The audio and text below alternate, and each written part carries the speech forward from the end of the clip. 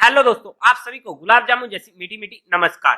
और उसी के साथ आप लोगों का स्वागत है मार्केट के पैचअप या ब्रेकअप शो में। आज के दिन हम डिस्कस करेंगे एक तो हमारी मार्केट को कैसी रह सकती है कल के दिन मार्केट की नीयत, और उसी के साथ साथ कल के दिन होने वाली है फिन निफ्टी की एक्सपायरी। तो वहां पर क्या कोई हमारे लिए हीरो जीरो ट्रेड जनरेट हो सकती है।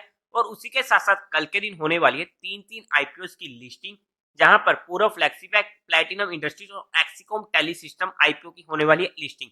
तो क्या रहेगी तीनों आईपीओ में लिस्टिंग स्ट्रेटेजी, उन सभी पॉइंट्स को कवर आउट करने की कोशिश करेंगे। तो अभी से इस वीडियो को लाइक और चैनल को सब्सक्राइब कर दीजिएगा।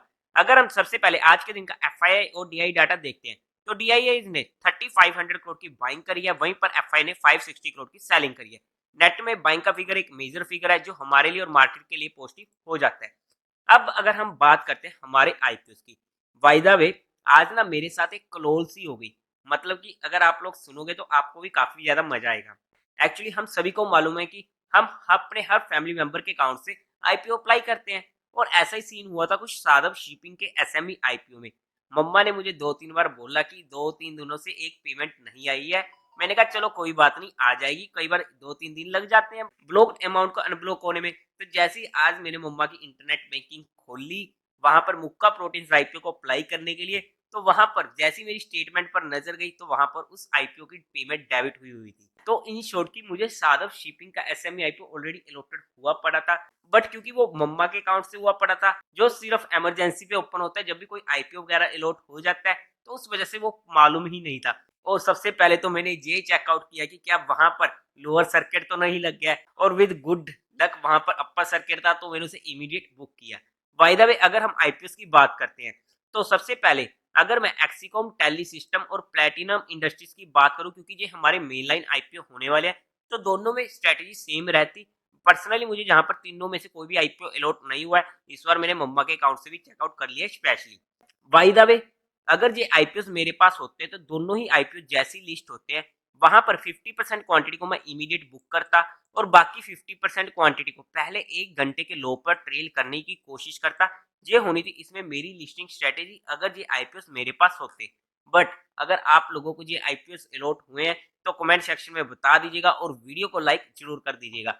हालांकि मेरे लिंक में एक्सिकॉम टेली सिस्टम आईपीओ मेरे एक कजन को अलॉट हुआ है इन रिटेल कैटेगरी। और अगर हम बात करते हैं पूरा फ्लेक्सिबल एसएमई आईपीओ की, तो एसएमई आईपीओ में तो सिंपल सी लिस्टिंग स्ट्रेटेजी होती है मेरी हमेशा ही कि जैसे वो आईपीओ लिस्ट होता है इमीडिएट पूरा का पूरा बुक करने की कोशिश करता हूँ, क्योंकि वहां पर हमें जनरली सर्किट्स देखने को मिल जाते हैं, अपर सर्किट लोअर सर्किट।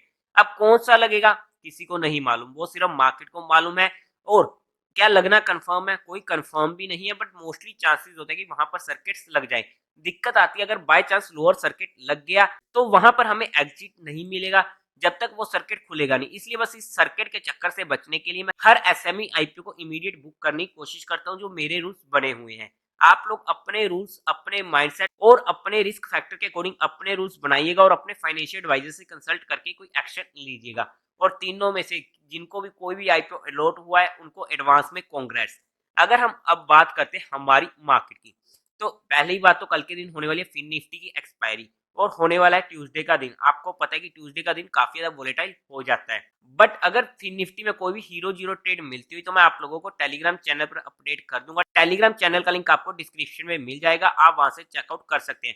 और उसी के साथ साथ आप लोगों को म्यूचुअल फंड में या इंश्योरेंस सेगमेंट में कोई भी हेल्प की रिक्वायरमेंट है, या आप लोग चाहते हो कि हम आपका पैसा मैनेज करने में आपकी हेल्प करें being a mutual fund distributor, तो आपको डिस्क्रिप्शन में मेरा फोन नंबर मिल जाएगा, आप मुझसे कांटेक्ट कर सकते हैं।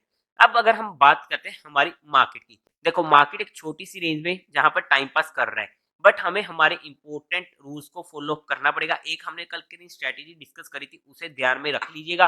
और उसी के साथ साथ अगर हम इंपॉर्टेंट लेवल्स की बात करते हैं, हमारे लिए पहली इंपॉर्टेंट स्पॉट रहेगी 22,300 की। अगर इसके आसपास मिलता है तो वहां पर हमें बाउंस आने की उम्मीद रह सकती है, एक छोटे से 30 पॉइंट के स्टॉप लॉस के साथ। मेजर सपोर्ट मिलेगी हमें 22,200 की। अगर हमें बाय चांस जहां पर देखने को मिलती है तो यहां से तो हमें काफी ज्यादा हाई चांसेस है कि बाउंस बैक देखने को मिल जाए। बट अगर मार्केट 22,450 के लेवल को क्रॉस करती है तो वहां पर हमें ऊपर की साइड की मूव देखने को मिल सकती है। तो दोनों ही सिनेरियो में या तो इसको ऊपर की साइड क्रॉस करे, या फिर अगर हमें हमारे इंपॉर्टेंट स्पोर्ट्स पर मिलता है तो हमारे लिए वहां पर रडार पर रह सकते हैं, जिसे हम स्टडी कर सकते हैं education purpose on the basis of price volume action. But किसी भी साइड अगर मार्केट जाते हैं तो एटलीस्ट 15 मिनट की सस्टेनेबिलिटी चाहिए उस लेवल के ऊपर, तभी हमें वहां पर कंफर्मेशन मिलेगी। बट हमने यहाँ पर किसी भी तरीके कोई भी इन्वेस्टमेंट टिप या एडवाइस नहीं दिया, हमने सिर्फ चीजों को education and learning perspective on the basis of price volume action study करने की कोशिश करी है। फिर भी अगर आप लोगों को कुछ भी एक्शन करना हो तो एक बार अपने फाइनेंशियल एडवाइजर से कंसल्ट जरूर कर लीजिएगा। तो देवी और सज्जनों, उम्मीद है आप लोगों को ये वीडियो अच्छी लगी होगी, तो इस वीडियो को लाइक कीजिएगा, शेयर कीजिएगा और साथ ही साथ चैनल को सब्सक्राइब करें। हर हर महादेव।